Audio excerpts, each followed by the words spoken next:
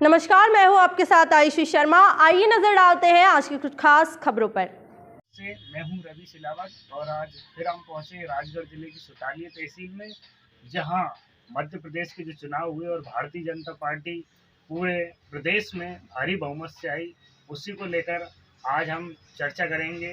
राजगढ़ जिले की जिला महामंत्री, जिनका परिचय मैं आपको अपने चैनल के माध्यम से दर्शकों को करवाना चाहूँगा। तो सबसे पहले आप हमारे चैनल को आपका परिचय दें। नमस्कार, मेरा नाम माधवी सिंह परमार है। मैं राजगढ़ जिले की महिला मोर्चे की जिले की महामंत्री हूँ। चुनावी दृष्टिगत को रखते हुए मैं ब्यावरा विधानसभा की प्रभारी रही हूँ चुनाव की, और मैं शासकीय महाविद्यालय सुठालिया की जन भागीदारी अध्यक्ष हूँ। तो आप हमारे चैनल के माध्यम से हमें बताना चाहोगे कि जिस तरीके से भारतीय जनता पार्टी ने पूरे राजगढ़ जिले में भारी बहुमत से आए, तो इसको लेकर आपका क्या कहना है? किस तरीके से पार्टी का प्रयास रहेगा, या क्या कहेंगे इस चुनाव को लेकर, इस परिणाम को लेकर? देखिए, जिस तरीके से मध्य प्रदेश की जनता ने हमारी भारतीय जनता पार्टी को जो बहुमत से सरकार बनाने में जो आशीर्वाद दिया है, और राजगढ़ जिले में जो हमने कांग्रेस का पूर्णतः सफाया करा है, 5 ही सीटों पे हम विजयी हुए हैं, तो इसका सबसे बड़ा श्रेय तो ये है कि हमारे जो देश के प्रधानमंत्री माननीय नरेंद्र मोदी जी की जो योजनाएं हैं, वो जन जन तक पहुंची हैं। मध्य प्रदेश सरकार की जो जनहितैषी योजनाएं हैं, वो जन जन तक पहुंची हैं। और सबसे ज़्यादा अगर हम कहें तो इस बार जो मध्य प्रदेश की सरकार को जिन्होंने आशीर्वाद दिया है, वो हमारी लाडली बहनों ने दिल खोलकर हमारे मध्य प्रदेश की सरकार को आशीर्वाद दिया है, और उसी का स्वरूप है कि आज हम 163 सीटों पर विजयी हुए। हमारा आपसे ये रहेगा कि ब्यावरा विधानसभा में इस बार जो पवार साहब जीते हैं, पहली बार शायद जिले में रिकॉर्ड है कि ब्यावरा विधानसभा में इतनी बड़ी जीत हुई है, तो इसको लेकर आप क्या कहेंगे? निश्चित तौर पे आपका कहना बिल्कुल सही है कि ब्यावरा विधानसभा में इस बार हम इतिहास रच चुके हैं कि 36,211 मतों से हम विजयी हुए हैं। और पवार साहब का विजय होने का जो एक मेन जो कारण रहा है कि उन्होंने जो विकास ब्यावरा विधानसभा में किया है, यदि हम उसके आंकड़े अगर निकालें, तो मेरे हिसाब से मैं अपनी व्यक्तिगत राय रखते हुए बताना चाहूँगी कि मध्य प्रदेश में सबसे ज़्यादा अगर विकास किसी विधानसभा में हुआ है तो वो ब्यावरा में हुआ है, और इसीलिए उनको विकास पुरुष के नाम से भी आज लोग जानते हैं। और उनकी जो कार्यशैली है, निश्चित तौर पर वो इस तरह की है कि ये काम देखा, ये काम को हम उन्होंने रन किया और इसको एंड पे लिया। 5 सालों का उनका जो विकास हम देखेंगे, तो उस विकास को अगर देखते हुए, और अब जो पिछले 5 साल हमने कांग्रेस की विधायक जी को देखे हैं, मुझे नहीं लगता कि उन्होंने एक पत्थर भी कहीं उनके नाम से लगवाया।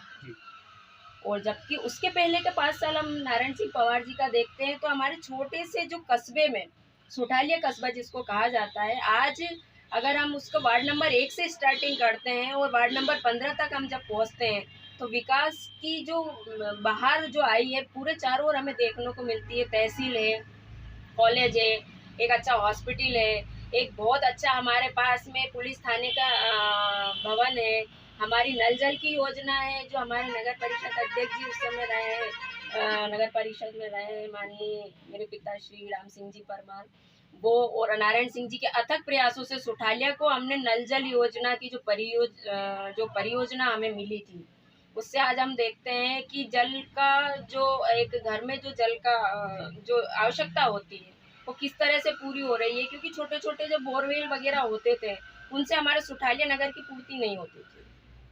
उसके अलावा अगर हम देखें तो बस स्टैंड का हम निर्माण देखते हैं, तो उस समय भी माननीय पवार साहब और माननीय हमारे अध्यक्ष जी ने पूर्णतः प्रयास किया, और आज बस स्टैंड की भी आप दशा और दिशा देखिए, और आज से उस समय की भी दशा और दिशा आप देखिए जब कांग्रेस की सरकार हुआ करती थी। आज हम अगर स्टेट हाईवे की भी बात करें, तो उसकी भी दशा और दिशा हम देख सकते हैं कि इंसान कब गाड़ी स्टार्ट करके ब्यावरा से सुठा लिया जाता पता नहीं चलता। नहीं तो लोग ये सोचते थे कि हमें ब्यावरा जाना है किसी काम से, तो वो इतना मतलब मन अपना उदास कर लेते थे कि हे भगवान कैसे जाएंगे।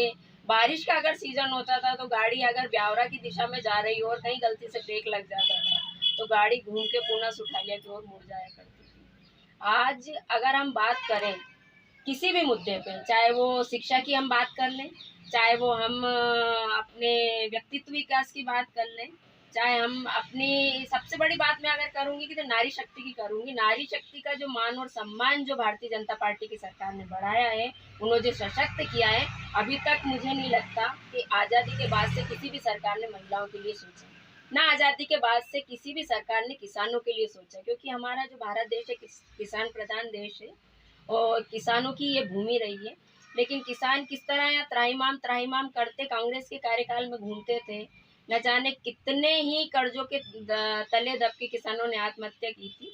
लेकिन एक जो चेहरा माननीय मोदी जी का हमारे बीच में आया, एक जो चेहरा माननीय शिवराज जी का हमारे बीच में आया, आज हर बहन खुश है, हर बहन का घर खुशहाल है, आज हर किसान खुश है, हर किसान का घर खुशहाल है। जिस तरीके से भारतीय जनता पार्टी पूरे विधानसभा और पूरे प्रदेश में जीती है, लेकिन उस दौर में आपने भी देखा होगा चुनाव से पहले कि भारतीय जनता पार्टी और कांग्रेस दोनों 50-50 चल रही थी। जनता के अंदर भी एक कांग्रेस की लहर थी और जो कांग्रेस के प्रदेश अध्यक्ष हैं कमलनाथ जी, उन्होंने भी कहा था कि हम इस बार मध्य प्रदेश का चुनाव जीत रहे हैं। वहीं पूर्व मुख्यमंत्री दिग्विजय सिंह जी ने भी बोला था, एग्जिट पोल आने के बाद भी उन्होंने अपनी हिम्मत नहीं हारी और उन्होंने कहा था कि कांग्रेस पार्टी चुनाव जीत रही है मध्य प्रदेश का।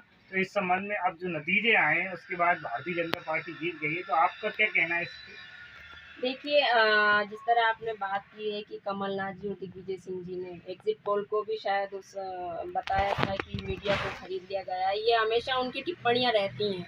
भारतीय जनता पार्टी के लिए कुछ अच्छा होता है तो वो यही ब्लेम करते हैं। मैं पूछना चाहती हूँ कमलनाथ जी से कि कमलनाथ जी ने जिस तरह संगठन, उनका कांग्रेस पार्टी का जो संगठन है, वह कहाँ एक्टिव रहा, क्यों दिशा निर्देश नहीं दिए उन्होंने अपने कार्यकर्ताओं को, ऐसी क्या बात रही? क्योंकि कांग्रेस में खुद फाड़े हैं, कांग्रेस खुद डिवाइड है। अगर एक पक्ष अगर कांग्रेस का कुछ करना चाहता है तो कांग्रेस का वही दूसरा पक्ष उसका विरोध करता है और एक दूसरे को फिर हम देखते हैं। बहुत सारी बार आपकी मीडिया के माध्यम से हमें पता चला कि कांग्रेस कार्यालय में किस तरह से मारा पीटी के भी अवसर आ जाते हैं।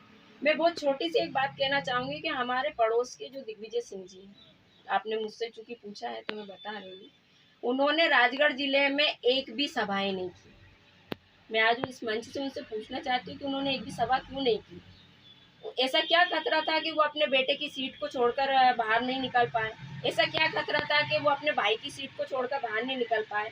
आज हम देखते हैं तो दिग्विजय सिंह जी के भाई भतीजे और उनकी जो भी रहे हों सहपाठी सहकर्मी, शायद मुझे लगता है सारे के सारे हारे। अगर थोड़ी सी एक इज्जत बची है हल्की सी, जो 45,000 से जीते थे माननीय जयवर्धन सिंह जी, आज वो 4500 वोट से राम राम कर कर अगर वो जीते हैं तो इस जीत को मैं जीत नहीं हार मानती हूँ। क्योंकि अपने गढ़ को अगर किसी ने भेद दिया है तो जीता वो है जिसने आपके गढ़ को भेदा है और आपको 4500 से 45,000 से 4500 पर लाकर रख दिया है। आप वही दूसरी तरफ देख लीजिए माननीय लक्ष्मण सिंह जी, जिनको अभी हमारी जो नवनिर्वाचित विधायक हैं प्रियंका मीणा जी, उन्होंने लगभग 60,000 से ऊपर से उनको मात दी। उन्हीं के जो रिश्तेदार हैं माननीय प्रियव्रत सिंह जी, उनको माननीय हमारे हजारी लाल जी ने 14,000 प्लस से उनको मात दी है। उन्होंने दिग्विजय सिंह जी को ऐसा क्या खौफ था कि वो जिले में भी, जिस जिले को वो अपना कहते हैं, जिस राजगढ़ को वो अपना कहते हैं, उस राजगढ़ में एक भी सभाएं नहीं की। जबकि वो छोटे से छोटा अगर चुनाव होता है तो उसमें निश्चित तौर पे पहले वो राजगढ़ में सभाएं करने आते थे। तो इस बात से हम ये अब मान सकते हैं कि कांग्रेस खत्म की ओर है, कांग्रेस में अब कुछ भी नहीं बचा है, कांग्रेस का पतन होता जा रहा है। और इस पतन में मुझे एक ही चीज देखने को मिली कि दिग्विजय सिंह जी अपने किले से बाहर नहीं निकले।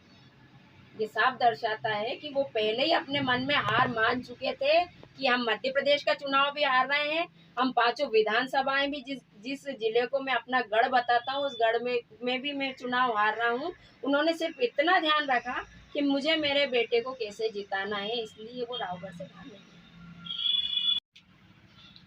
तो आपने देखा किस तरीके से भारतीय जनता पार्टी की जिला महामंत्री माधवी जी परमार ने हमारे चैनल को समय दिया, हमसे बात की और आगे भी हम लगातार इनसे सुठा लिया ब्यौरा और पूरे ज़िले में जो प्रतिक्रिया भारतीय जनता पार्टी करती है, भविष्य को लेकर क्या योजनाएं लाती है, उसको लेकर भी हम लगातार इनसे चर्चा में रहेंगे। तो बने रहें हमारे न्यूज़ चैनल।